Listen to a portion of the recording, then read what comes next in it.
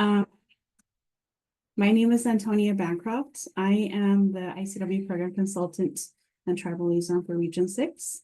Would also like to welcome you all to this session, reflecting on Indigenous wisdom and teachings from the Well Child. We would like to introduce Chenoa Egawa. I hope I said that correctly. Chenoa is Coast Salish of the Lummi and Squamish Nations.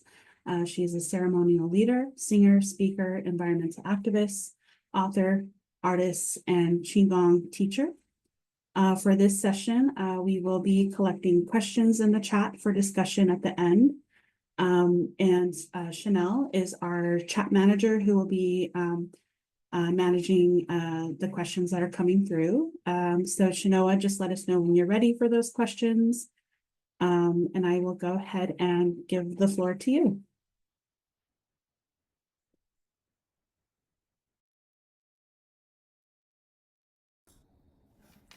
Hello, everyone. It's nice to be here with all of you, and I hope you're having a good day so far. And thank you again for the invitation to be here and to share some things with you that I hope will be inspiring and uplifting, and things that we can share with our children and families, and all the different components of our communities. And I wanted to just start with a song here first, and this is a song for our ancestors. It's an honor song for our ancestors, and just remembering here that our ancestors have been here for thousands and thousands of years. And I was looking back, you know, sometimes we think of our ancestors as just the people part, and our earth is an ancestor. Our earth is our mother. You know, our mother earth has been in existence for billions of years. And some of our relatives of the oceans have been here. The humpback whales, the orcas, the salmon, they've been here for 50 million years, the humpback whales and the orcas. And the salmon have been here for 6 million years. And they say that the first human was here maybe 7 million years ago. So we're kind of not super young, but we are the newest species on the planet when you look at the big picture.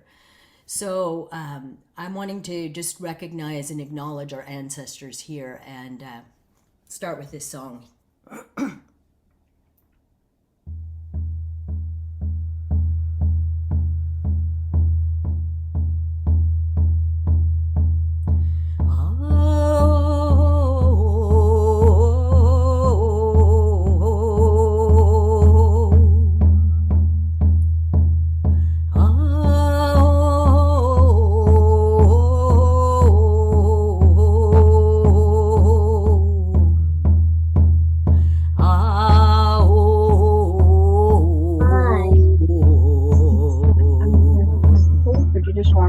For information about Native American.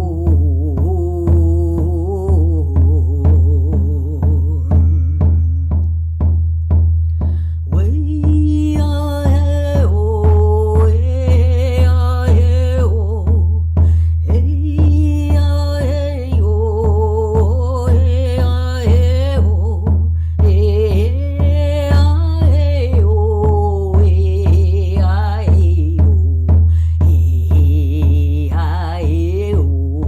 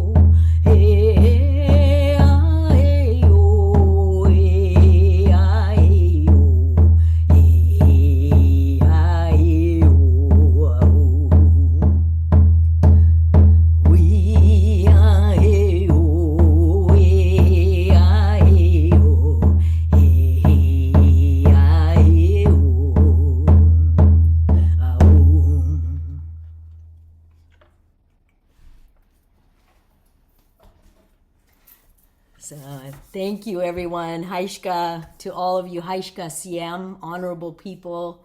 I'm from the Lummi and S'Klallam Nations, and my grandmothers spoke 5 languages. They spoke Lummi, S'Klallam, and several other of the Coast Salish languages of neighboring tribes, and then they were brought in to speak English through the boarding schools. And so they were multilingual, and they were caretakers of our earth, our Mother Earth. You know, we always say as Indigenous peoples, we're caretakers of this earth. And we've come into a time now where it's time for all of us from every part of the world, we're all Indigenous to somewhere, and to remember our sacred connection to life and how we're all interconnected in a world that would want us to believe that we should be divided and against one another, that in actuality we are all a part of the same creation.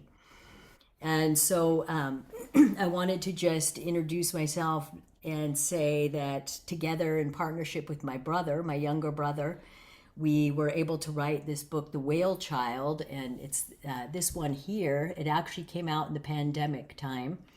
And this book, you know, I wanted to just share some teachings about how and why we wrote this book, first of all. And one of the great gifts of this story was that it was actually based on something that actually occurred in our family. And it was the time when my nephew was born. And it was right before my sister gave birth to him that she had a dream. And she went into this dream, and she was swimming in this shallow tropical water. And she said that there was a whale that was out there not too far off in the distance, and she swam toward it. And then she swam up to the eye of the whale, and she looked into the eye, and the mother whale was looking back at her. And she said then in that eye, everything went black, and in that blackness, a baby's eye appeared. And it was really distinct. It had a blink that was kind of sticky, like a little wooden marionette puppet, where it would close and then it'd pop open and close and kind of pop open.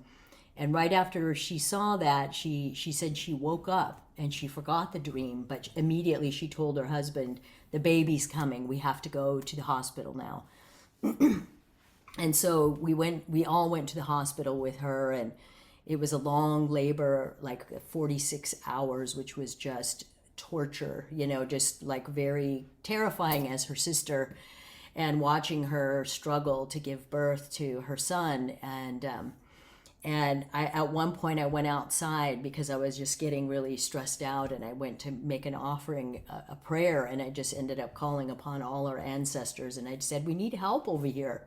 I said, your daughter, your granddaughter, she's having a hard time, and we need you here. You know, what is going on, you know? And I came back in the room, and my dad was sitting on the side of the bed with my sister, and he was crying, and he had his eyes closed, and I said, Dad, why are you crying, you know? And he said, all the grandparents are here, and they have somebody with them. And then within a few minutes, the baby was born. And when my sister held him for the first time, then she saw that blink, and she knew that was the whale baby, you know, that she said, that whale child, it was the same blink. And then the dream came back to her. And so he's S'Klallam and Lummi, and then on his father's side, he's Samoan. And one of the aunties on the Samoan side decided to bring a name forth, and the name was the treasure of the deep ocean, or the diamond light that sparkles on the deep ocean. And so that name, even without her knowing the dream, the connection of this child to the ocean, to the whales, was there from before he was born. And so we'd been thinking about writing this book and thinking about our children, thinking about all of us as we were all babies once, as we were all children once. And when you think of our children and how they come into the world with openness and curiosity, and they're accepting, and they're non-judgmental, and they want to learn, and they treat everyone good, and they get along with each other, and if they have a quarrel, they might play it out real quick, and then they're over it, and the next thing you know, they're best friends again. And we wanted to remind our children through this story, the sacred way that you're born onto this earth, your spirit, and then sometimes we come into this world and there's a lot of heaviness that happens and a lot of thickness that goes on. And then pretty soon we forget our origin. We forget that the salmon have been here for billions, millions of years. We forget that the water was here when the earth was formed, and our creation stories remind us that, in fact, the water came at that time when the fire came, the fire and the water and the earth and the stories. I think all our creation stories acknowledge the elements and the water, the wisdom of the water, and how the water, it's the same amount of water that's been here since the beginning of time. How does this water have the wisdom to purify itself, to cleanse itself, to renew itself, to give life to every living being without judgment, with generosity, with love, with beauty, with hope, with refreshment, and all of the good things that water does for us every single day?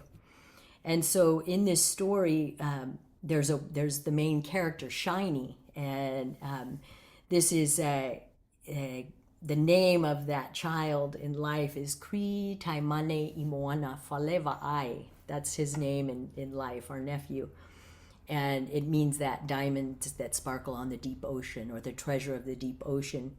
And so the name of this character in the story is Shiny, and he's a whale child, and he's born to a wonderful mother who teaches him about the history of the oceans and talks about the songs and how they could carry out to relatives on the other side of the planet through their frequency, through their vibration, and how that communication would take place, and what had happened on the earth and the amount of time that this earth has been here, our Mother Earth. And she talks to him about what's happening, the changes that are occurring as the humans kind of have been really hard on this earth, and the damage that's being done to our elements, and remembering if we're all interconnected, which we are, we're damaging ourselves. We're not just damaging the water. We're not just damaging the air and the soil and the other plants and animals. That we're all interconnected. So what does this mean for our species and for all the other species? And so the spirit of the water is one of the main characters in this story too. And we know that our water is alive. We know that our water carries a lot of wisdom, and it carries the stories of the everything that has happened on this earth, just like our fire does, our grandfather fire, and are the air spirits. They have witnessed the sun and the moon. They witness us, and they know there's a record that's kept of our life and all the history that's happened. And the water spirit recognizes that there's this young boy that has the potential, the openness, and the heart to go and to be a messenger from the ocean, to meet his family on the land. His mother says, you have family on the land as you do in the sea, because we're all connected. So for a short time, the water spirit transforms him into a human boy, and he goes ashore and meets his human sister and his human mother. And the little girl, her name is Alex, and she is Coast Salish. We didn't pick which tribe, but we wanted to just kind of make it more accessible for everyone to envision themselves as these characters, and together they travel, and he shows her, this is what's going on here. This is where there's a lot of plastic in the ocean. This is where there's a factory over here that's contaminating this watershed. And he kind of points these things out to her, and tells her, we need to awaken. We need to awaken and remember that we're all connected, and we can come back into a simpler life again based on the wisdom and the teachings of our elders and our ancestors, who knew that we were coming to this time, and they wanted to make sure we had all the tools. I checked in this morning, and one of the keynotes was the chef that was talking about indigenous foods, and therein again is the key to how we can come back into health, by the foods that we've been given, depending on where we were born on this earth. The nature has given us certain foods in certain seasons, and when we follow those seasons and that timing, then we can ensure that we have the nourishment that we need from season to season as we go through the cycles and changes. So this young boy, Shiny, as a human boy, he goes and they eventually travel into the deep ocean, and the little sister says, how am I going to travel under the water? I can't breathe under there. And so they even go into the dream time, and they share a dream together, which is also something that we may think of as magic sometimes, but a lot of the themes in the stories really talk about life is magical, life is a miracle. There's so much happening in the smallest things, the blooming of a flower and the opening of a plant, and the way that the nature moves, and what it shows us is the brilliance of who we are, because we are made of this earth and we are made of these elements. And so they travel underwater, and he shows her, the places where the coral reefs are dying off, and the different things that are happening, and what he swam through as a child with his mother when they've gone on their migration from the Pacific Islands to Alaska. And so the story has a focus on really talking to children and talking to families about what is happening, and how do we start bringing these conversations forward, and shift our education to remember that what we teach, is it about healing ourselves and the earth? And if it doesn't have some component of that, is it what we need at this time on the earth today? And so I feel that this would be a really good way to show you guys what the story here is. It's a chapter book with a lot of illustrations, so my brother and I have fully illustrated it. And there's an educational section in the back for teachers, so that teachers can bring the story into the classroom and have conversations with the kids. And there's like a glossary of the environmental terms, and there's a student resource section for Pacific Northwest Native cultures. There's even guided questions that are there for what kind of conversations can we bring out with our kids. So I thought it would be a good way to just, with all of you, that we could, instead of me just talking to you the whole time, that we could have questions and answers, and kind of build a little conversation here with our time. One of the guiding questions in the back of the book was, what is the significance of water to you? How does it compare to what water signifies to Shiny? Which I kind of just gave you a little background on.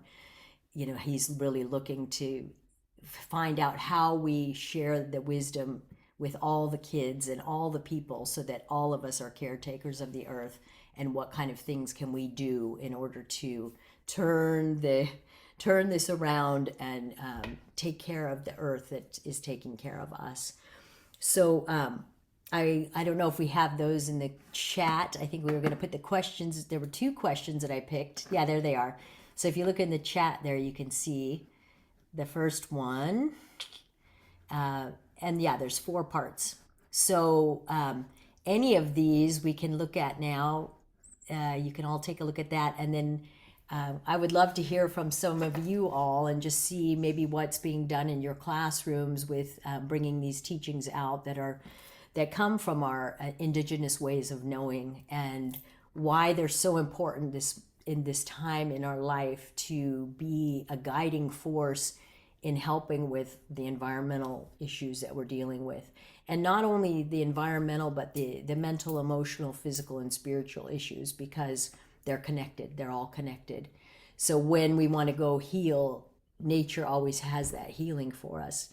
But maybe sometimes our children don't get to go out, or they don't get to feel that, or they don't get to experience it or hear those stories. So water is who we are, says Antonia.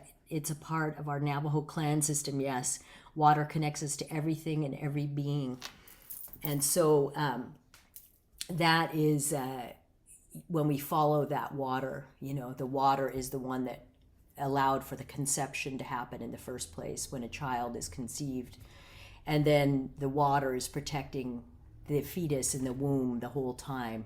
And then when the baby's going to be born, the water breaks and goes on to the earth and plants that seed of the new life of that child. So Crystal says, water to me is life. I feel calm and peaceful in the water. Yeah, thank you guys. Born Would and you raised. like us to play the video, or when would you? Sure. Would you Sure, like that to happen? that'd be great, Chanel. Okay, awesome.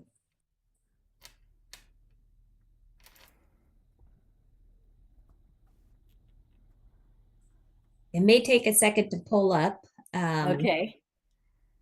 There we go.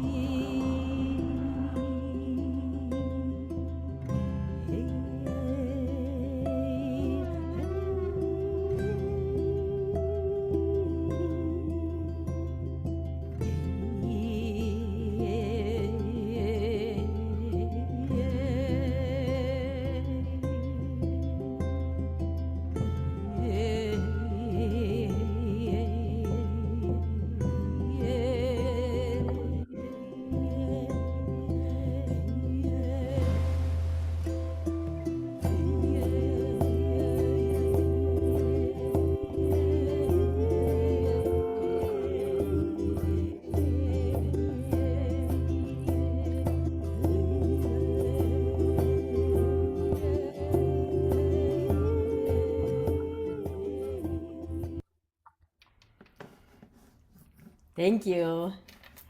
Yeah, so in the story, the whale is sharing the teachings, but then a lot of our people on the earth already carry those teachings too. So it's through the recognition, like a lot of times my brother and I say, when the spirit of nature is calling our attention, and even the animals are aware of what's going on, and not even because they have intelligence and they're connected directly to the natural order of things, so of course they have a lot of wisdom and intelligence, that the nature works together with the people, because we are in a situation where we need to kind of up our game about how we teach our children. And one of the teachings that I had one time from a friend I know is, we teach our children in school how to be competitive or how to get this good job, but what is the end game of that job? Is it extraction? Is it destruction? Is it helping our earth? Is it helping people? Is it helping life, or is it harming? And so making choices, even like shifting our whole way that we see what kind of jobs it is that we're going to do, and do they have a healing component to them that is in some way giving back to life instead of still taking, because this culture that we live in has become one of taking and taking and taking, and it's been one of putting the wool over our eyes, making us forget how powerful we really are. And when we're connected to the prayers and the nature and the elements, that we have incredible ability to heal ourselves as well. And so just thinking about those things, and there's Betsy on there. Betsy Tooley, good to hear from you.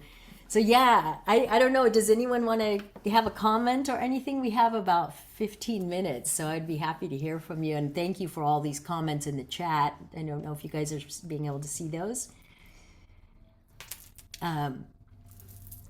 Anyone want to speak up? If I was in the same room, I'd just call on you, but I can't do it through the computer.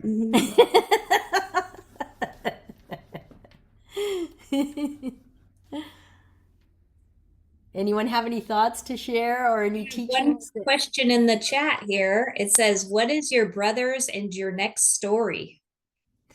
Okay, I know my brother is working on a book, and he's got kind of a photographic memory, and he just remembers all the stories in our family, and kind of the funny things from the parents and the grandparents and the relatives, and some of the hardships too that everyone went through. But he has this really way of bringing in the feeling and the senses, and making it a really tangible way of describing the story. So he's working on a series of short stories right now, and I'm not sure what I'm doing next.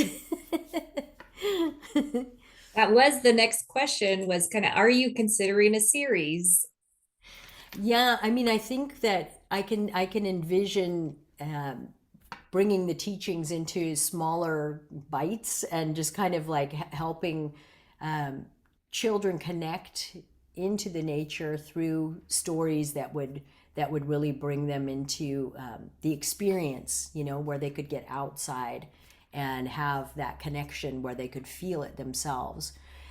So I could totally envision doing a series like that where it would be different experiences in the nature. And I know we all have stories, magical stories of things that have happened, to us. And sometimes there's not really a place for those discussions, but there's a lot of amazing things. And what we say is like a serendipity, or wow, that's so amazing. How is it that that thing happened? And like the healing, the healing that can happen and those kind of things. And so I feel like just having that be more of a common part of who we are as human beings and bringing that into our education would be amazing, and helping kids, because they see the magic, they're connected when they're little, and then as they get older they go through stuff that kind of starts shutting them down, sometimes shutting them down.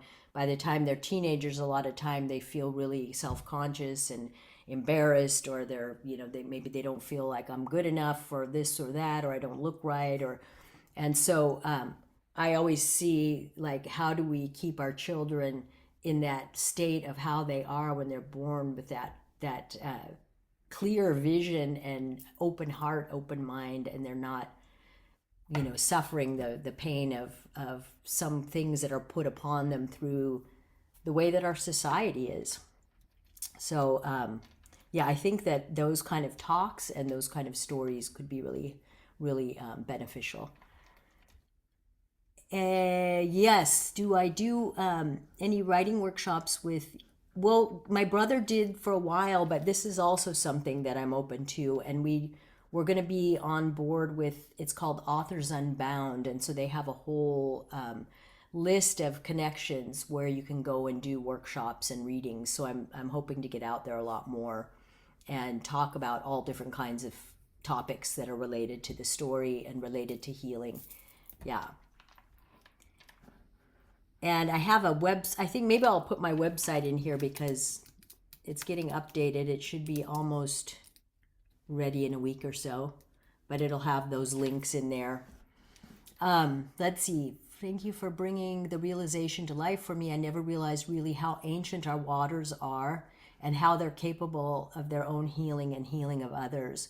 And so in our native ceremonial ways of every tribe I've ever been in the presence of, the water is always a part of the ceremony. It's one of the number one healers, and they say the water is it carries wisdom, and it has the ability to form into I don't know if you guys have heard of that, but the different if you put that prayer into the water, that water transforms itself and becomes the medicine that you need in order to go into your body and bring the healing into your body. So when you think of yourself as vibration and frequency, and when you think of something like, say somebody has a heart blockage, or say somebody has high blood pressure and there's a blockage here in the heart, you can pray to that water and you can ask that water to go in and open that place and let the flow move again, so that the constriction will release and that there can be healing. And so that's something that's been known for thousands of years by our indigenous peoples, and it's just being proven by quantum physicists these days. And so a lot of this wisdom is, I feel like maybe a lot of people used to remember these things, but there's a reason they don't want you to remember how powerful you are and how powerful your water is. And there's a reason that things are being done to make us forget. And so I feel like it's really important in our work to, how are we going to remember? And as our ancestors and our elders have done for us, they've hang on to these teachings because they know we're going to need them. We need them. And so let's see, what other questions do we have here? Do you feel like the onset, yes, this is a good one. Do you feel like the onset of AI and advanced technologies impeding the passing of wisdom from elders to the younger generations? Yes, I do. And I feel like this is a really dangerous place because you start to see that on the internet now, and people aren't going to, kids who grow up without a foundation in reality are not going to know what reality is. And so this is the thing about our creation stories and the oral tradition of our stories, the teachings, we call them the teachings. We need those teachings because they carry the memory, and our oral traditions carry the memory. So people remembered in their body, in their being, like in your own DNA, you remember the stories. But when we forget the stories, then it's just our short little life and we don't remember what happened in the past. And so we have no reference to what's going on right now. And that's the danger for our kids, is that they won't know what that is. They won't know what reality is. And they say that through AI, we're going to lose our senses. So when you lose your senses, that saying, it means going crazy, right? God, that person's lost their senses, and that means you're going crazy. Well, what makes us human and have this experience is our sense of smell, our vision, our hearing, our taste, our feeling, the feeling. And then the internet kind of makes it so that we can't feel each other, or that we don't know how to interact when we're face to face because we're losing touch. They say you touch your phone with in Chinese medicine, this thumb is connected to the lungs, and the lungs carry the instinct, like the animal nature of your being. And when you're touching your phone and it's just a machine, they say you love your phone, but your phone doesn't love you back. You love it, and the minute it's gone, you're like stressing out because you don't know what to do without it. But we didn't used to have these. Like the first phone I had, I think I already graduated from college before I'd ever even touched a phone. And now in this really short time, we see people who cannot put those down. And so yes, I do think that is a problem. Let's see. I did an exercise with some natives. This is from Stan. Native youth, asking them to write what their dream was and what was their greatest fear, and do not sign them. We had a great story time, true story, and some were very painful to hear. So those kind of exercises are really, that's awesome to do it that way, where you don't have to have your name on there, and then you're freer to express something that you might be inhibited, right? So that sounds like a really, and then those painful stories too, then you can talk about, as human beings, there is a lot of pain, but together we have all the answers. Together we should help each other. We should uplift each other. We should care for each other. And so then we can be positive with one another and say, yes, that pain, it's going to teach you something. It has a negative side. It has a positive side. How do you see the teaching there?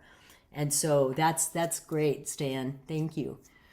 Let's see. And then Antonia, yes, I just remembered that we have Navajo ceremonies that specifically involve water from the ocean for certain ceremonies. Yeah. And there's a clan that's the saltwater clan, right? And so in the Dene, with the Dene people, they have all their clans from the different, the Towering House people, the Salt Clan, the Big Water. I can just remember a few of them offhand, but that is the ocean. So again, there's a teaching that says kneeling down and humbling yourself is a good thing. Why? Because all the wisdom goes down. All the wisdom goes down the mountain, down the sides of the hill, down to the deepest part of the ocean. So the ocean is the place of the treasure. All the treasures in the deep ocean. Yeah, bitter water, edge water. Okay, thank you, Antonia. Technology addiction and depression is concerning. Yes. So this is another reason, hopefully, that we can do things in our educational system where we can have time where kids don't have to have their phones or they're not allowed to have their phones with them. It's going to be really important. Emily. I worked with Keith, that's my brother, a number of years and enjoyed knowing him. I remember when he was promoting Tawny's Search for the Heart. I love walking in Discovery Park. Sometimes the trees feel like friends. Such a big park reminds me of how small I am and makes my problem seem small. Yeah. The walk along the beach is amazing. There's a point and you can round the corner and the change in the water can be dramatic, calm versus rough. Yeah. So just going out, so you think of the energy of the forest, it's calming, and it's we talk about it in our coastal tradition, the wisdom of the forest. The wisdom of the forest is that all the different trees, they live together in a harmonious way, and they have immense patience, and they have all the different species that are there. So they show us how to be in community with people, when spirits and nature that are maybe not just like ourselves, but how we can complement each other. And then they're also giving us our inhale, and we're giving them our exhale. So we're actually exchanging the pure oxygen that comes. They give us that. They say the trees exhale in the morning. And then a lot of our teachings, they say, get up early in the morning and go out and walk and go out and face the east and go and make your prayer at that time, because that's when everything is powerful. Before the sun comes up, it's that time when the spirits are traveling over the earth looking for you to see if you're up and if you're ready and if you mean it, if you're going to put your best into this day and what you're asking for. My auntie would always say that they're going to listen to you at that time. And so there's all kinds of, the more we go into what's really happening in the nature, it's showing us all the time how to come back into harmony within ourselves. So we don't want to lose connection with that. There was one more question above. It said, can you suggest ways to reassure children and adults who are depressed and frightened about global climate change? Yeah. So the way I understand it is, the fear is, we have fear when we don't really know what to do, but taking action is a way to overcome the fear, because now, and it's small steps. So in the book, we always talk about, because that's a topic that's addressed in this book, The Whale Child. The little girl's always like, oh, these are huge problems. What am I going to do? And Shiny says, it's one step in the right direction, then the next one will come. So it's awakening to, where does your water come from? How is your relationship to water? How is your relationship to the earth? How is your relationship to yourself, to each other? There is a lot of conversations that need to happen, because when we go into fear, that is kind of becomes counterproductive. Then we're just paralyzed. You can get paralyzed by fear. But when you're acting, and you're acting together in a community, then you have the morale and the support of your friends and your family, and there's strength in numbers. And they always say, when we can go so far as an individual, but when we align ourselves from a really good place and we all come together with our unique gifts and talents, then we can go way further. So there's something about all of us coming together to support each other, and then we don't have to feel like we're carrying this burden by ourselves. So yeah, that's what I would say for that. So Jill Storm asked a question. She said, going back to Antonia's question, I live in Eastern Washington, so rarely visit the ocean/saltwater. Is there a difference between freshwater and ocean water? So when you think about the difference, so all this water, if it's been here since the beginning of time, and it's the same amount of water, and it's the same water, that means this water has been salt water, and it's been fresh water, and it knows how to transform itself. And so when kids learn the water cycle and how condensation happens, and the rain and the glaciers and the snow melt. And so I think it's important, though, this question, because there's a lot of people who aren't aware of what's going on with the oceans because they don't live by the ocean. So kind of showing the connection, like we say, the rivers are like the veins of the earth. So there's a place up in Alaska called Bristol Bay, and they say that's one of the last big watersheds on the planet where all 5 species of wild salmon still run. And so that place, when the sockeye come back and they turn bright red, and you see the aerial footage and they're going up the river systems and they look like the blood, you could actually see the blood or the red blood cells of the rivers in these rivers. So you see that when you look at the Mother Earth from far out and you see these aerial views, you can see the veins and the arteries that are the rivers and the creeks and the streams. And so that's where we're connected. We have this microcosm that is represented in the same way of the macrocosm. So I think it's really important to share stories like this from different places, so because we're one earth. We're one earth. We're not just, I always say we're trying to do a lot to protect the Salish Sea, but the Salish Sea doesn't have boundaries. The earth doesn't have boundaries. We make them as humans. We put up boundaries and borders, and we say this box is this box, but earth and nature don't know boundaries. They flow freely and openly to everywhere in the circulation. They circulate through the whole globe. So I feel like it's good to see the big picture and then look down on where we're at, and then remember how old this earth is and how short of time we've been here as humans.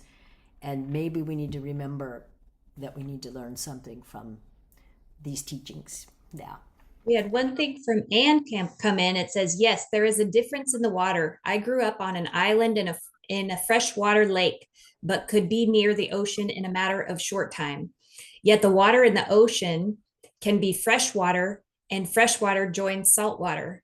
It is joined but different. So that's Yeah. Yeah.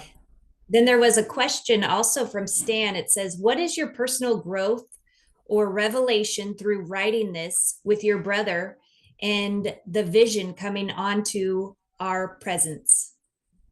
So the revelation is just that the further I go into our teachings and speak with the elders and the medicine people, I just see so we can look at the world from the surface, right? The appearance of things. It's on the surface. Like, what do I look like right here? But what's inside this heart, this spirit? What's inside that heart and that spirit of that tree? What's the deeper teaching of our story of life on earth? And so this writing this story, it gives me hope because it's opening conversations that I feel are important for all of us. And it's about awakening and about remembering, because we all carry this wisdom inside of us. And sometimes it's just blocked, but there's ways to open it.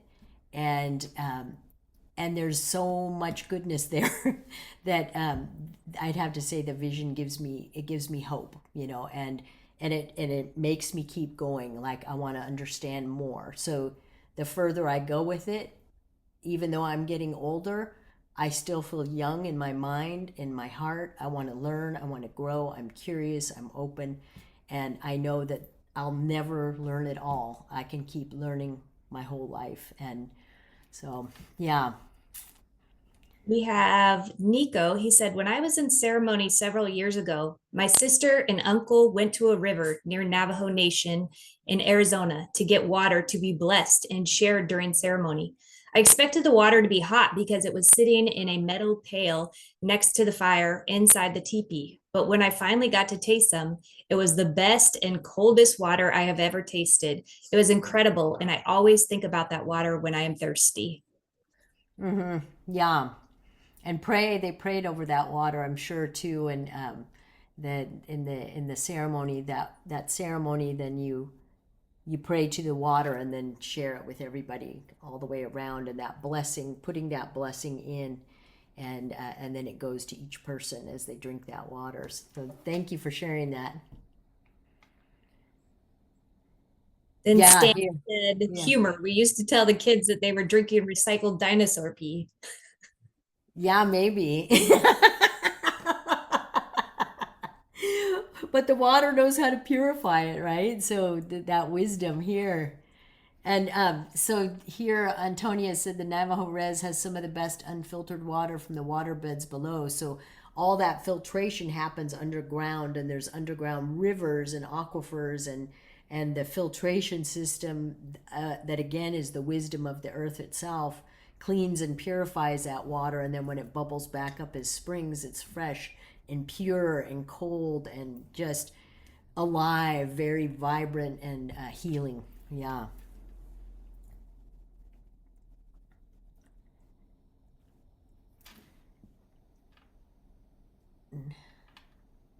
Yeah. The springs, you're talking about drinking from the springs in the sheep herding days. My husband is from Keams Canyon area, and he was saying, they would always go and gather the water.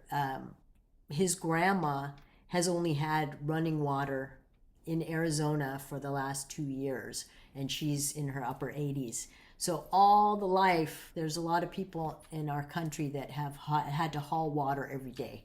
So they would go walk and gather their water, and they would just take 2 buckets of water and go down into the canyon and carry that back. And so when you have to gather water like that, and when you're coming from the earth, I think there's more respect, and because there's you got to go work for it. And I think there's something that happens when we just open the tap, and then we lose connection with where that's coming from, and then we just kind of waste it. So it's always like good to go back to the source of where is this water coming from? What is the condition of what it has to go through to get to me, and where does it go on its way out? And what are we doing? So it's like just bringing more awareness to those things. Yeah. Yeah. Yeah, we're getting the watersheds are being depleted because now with the technology where they can see what's underground, now there's companies that come in and they buy up those aquifers, and then they're bottling that water. And so, without a lot of us being aware, it's happening under, I guess you could say, under your nose, or I forget what that saying is, but without our being aware of it. And so this is also why I would love to see the teachings come out in a really good way, in a big way, because it's so empowering to hear them and to realize just what we are capable of doing in a positive way. And so just putting that out there to the ones who have put the conference together, that maybe we can keep going deeper into. We have a lot of people in this room right here that know a lot of things and could share a lot of teachings that are really important, really important. So just put that out there, that maybe that could be something we can go deeper in and have more people contributing their stories and solutions. Yeah.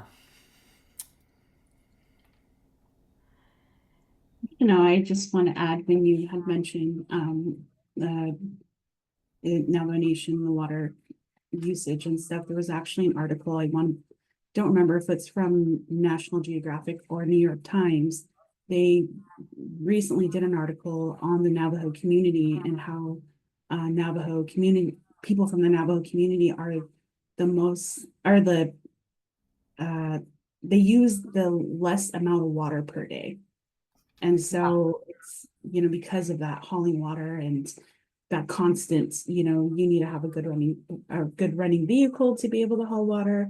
You need all these other resources. So it's definitely something that, my community is still struggling with to this day. Yeah. Yeah. Yes, for sure. And then just some of those places drying up, right? And then water being used for other, I think, oil drilling. There's oil drilling happening. There's different kinds of extracted. And then when we use the water to extract resources from the earth, minerals from the earth, we usually end up contaminating the water in the process. And then we release that contamination back in, and now we can't drink our water. So yeah, there's just so much that we could help each other. Maybe just even on water, like you take any one element and you can see the whole picture. Every other thing is connected. So maybe we just start with water, and then from there we build a community of people that can really start helping one another, you know, and protecting those watersheds and sharing the teachings. And I think that would be really amazing. Yes, thank you. We can go on. I can go on and on about talking about water, but I just realized it's now 4 o'clock. So thank you, Chenoa, for being with us today. And just, yeah, I feel like we can talk forever about water and how we're connected to it. Such a beautiful session. Thank you, Chenoa. So this concludes our first day together. We will start again tomorrow at 9:15 a.m.